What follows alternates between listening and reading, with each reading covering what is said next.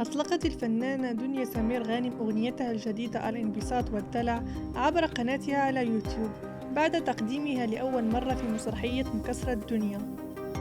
حققت الأغنية تفاعلا كبيرا دفعها لطرحها رسميا على المنصات الرقمية.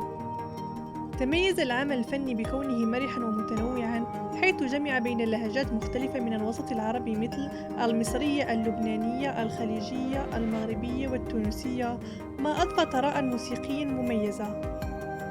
أعلنت دنيا عبر حسابها على إنستغرام عن طرح الأغنية بكل هذه اللهجات، مشيرة إلى أنها جزء من تجربة مسرحية كوميدية تهدف إلى إدخال البهجة والسرور على الجمهور.